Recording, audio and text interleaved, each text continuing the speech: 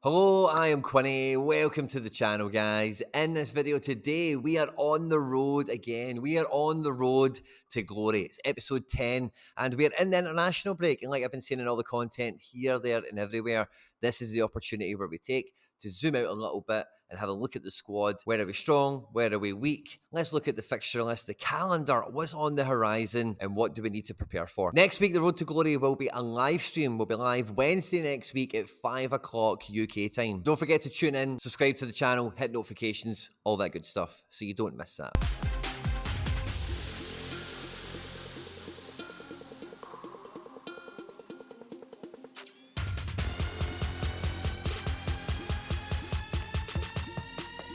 As voted by the FC Barcelona fans, you guys, we brought in on the Road to Glory series Juan Quintero, now playing in Colombia or Ecuador, somewhere crazy in South America like that, where he's been killing it. But he DNP'd at the weekend. And guys, we really need a defender. You know, coming into this international break is glaringly obvious. We only have Ferro.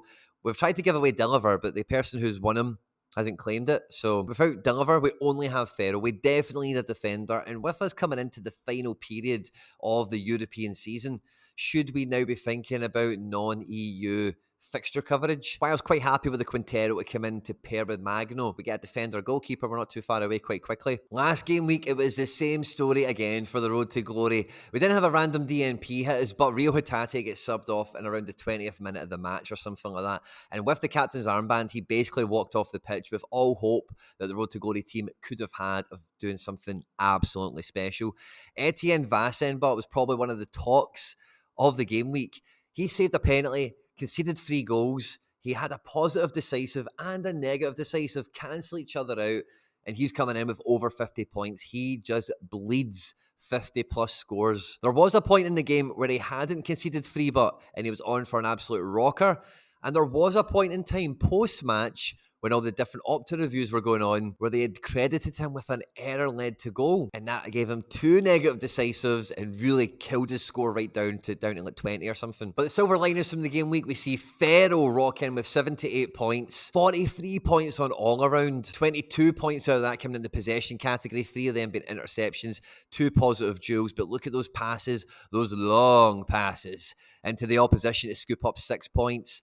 And those passes, when he's doing them, he's also getting the point for the accurate pass. He's probably also getting the points for accurate final third passes and getting the points for accurate long balls. A few of those balls have become penalty area entries, which is great to see. And he's won a tackle, but they've won 1-0. I don't suppose they had much defensive work to do.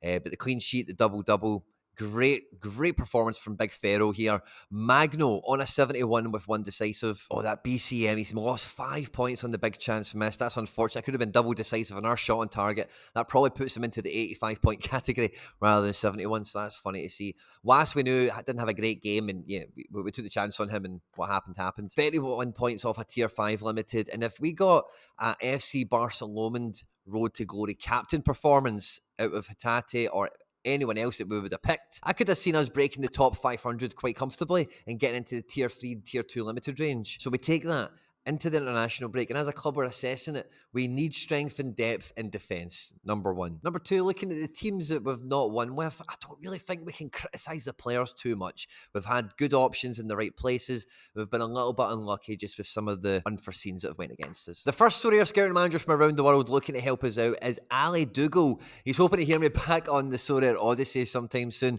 and his suggestion is Russell Canoose. Now, Russell Canoose plays for DC United, so not really my cup of tea, to be quite honest, but he's £2.64 at the moment, and his scores, they look okay over the L5 certainly, but it's DC, isn't it?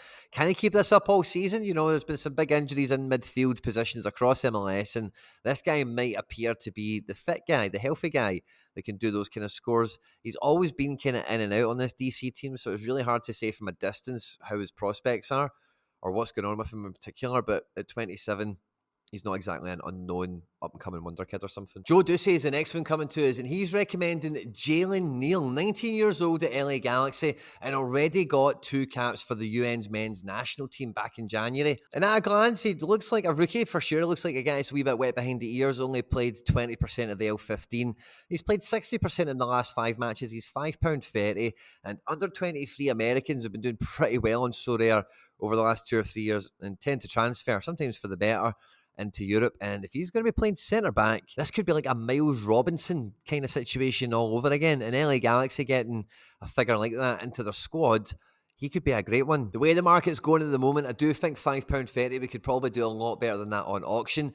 Jalen Neal definitely goes into the watch list, and we're looking out for this kid. Aaron Phillips is bringing up an old recommendation. He's talking about Noe Dusen, who he recommended all the way back in Road to Glory episode 4. And the good thing about the Road to Glory series is not only do we have these main episodes that go out once a week, we've also got a few live streams that are in the playlist as well. There's also a totally separate playlist of Road to Glory shorts. All the players that get recommended and profiled that don't make the final video, I get them chopped up and we put them out in short form content.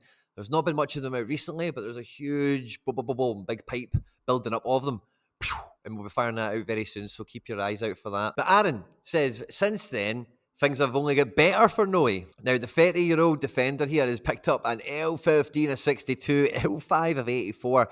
Not got 100% attendance on matches, so we'll see about that. It's now £7.51, which in the current market, someone whose price is going up is always certainly going to be eye-catching, to say the least. And wow, do his scores back that up. They are eye-catching, to say the least. 80-plus capable, which is, yeah, nice.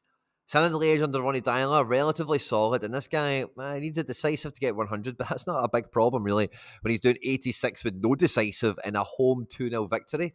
Where did he get all his points from here? So let's see, 10 points back there, 29 points here. Where's the big portion of that came? Joe 1 is off the charts for this guy. It's just a powerful statistic because I get a defender that can rack up a lot of them. The points are worth a lot, as you can see. But also, you just need the 1 or 2 interceptions or tackles to come in a match, which do come for most defenders, but they're hard to come by. And it's the Joe's success rate then can be the dicey one. And plus the fact a lot of people, even though you might come out with 2 positive duels is like 3 points. It's nothing. This guy's rocking out with plus 6 positive duels, for it on the regular. And we've seen a game there, but it was 8-0 is what he won, so huge points he can grab from that. So yeah, in Europe, so he gives us great versatility in Europe itself. He's already in the watch list already, but a great blast from the past, Noe Dusen. Grugel, by the way, it's became one of my favourite Sorare scouts and managers that comes to the Road to Glory videos, and this is his defender shout. One that's close to my heart, which might surprise you, and that is Eugenio Mina, was of Racing Club. And I know that because I won a Eugenio Mina when he was at Racing Club and like a 33-year-old defender worth like 20 quid. It was not a reward I was happy with. Sold him very quickly, and then within a game week or 2, he had a great L3 or something, and I needed a defender for those game weeks. There was a defender that let me down. And I was like, I really should have held him. I was meant to have him, Eugenio Mina is 34, and he's now at Universidad Católica in the in the Primera Division de Chile. And he's £7.53, which I think is actually a decent price considering where he's now playing. L15 of 61 is powerhouse levels. And this guy was good in Argentina, and he's going to be even better in Chile. No two ways about it. Look at these scores. And these are the scores from Argentina that we're seeing here. And then we're seeing early good progress signs of that at Católica. So, yeah, Eugenio Mina definitely goes into the watch list, and he's one that I'm excited to see. Now, Jeremy's laid down the gauntlet, and he is saying Insocke Burgess is who you need. Wasn't selected as an opener. You can read the comment here from Jeremy. He's very passionate, and he's telling us very biased, but he's got some good data here, and it definitely piques my interest. The next thing that piques my interest is he's not actually called that on Sorare. He's called Insocke Tafari on Sorare. So his L15 is 44, L5 of 58. £2 at the moment, but from what we can see here, 21 points on all around and in an away match. He's captured that 5 positive duels. He's got 74 passes in, 13 long passes into the opposition. He's got attacking output, attempted assist, BCM or BCC, and obviously the assist itself, the decisive action. 16 points in the other game, 6 duels won, none lost. And yeah, a lot of passes everywhere. Insocke Tafari, welcome to the watch list. Don't forget to jump over to the channel homepage and vote for who you think should come into the club this week on the Road to Glory series. And don't forget to catch the Road to Glory live stream this time next week. I hope you've enjoyed this one. Don't forget to like, subscribe, share, and retweet and all that good stuff. Stay out of trouble, and I'll catch you on the next one. Take care. Bye-bye.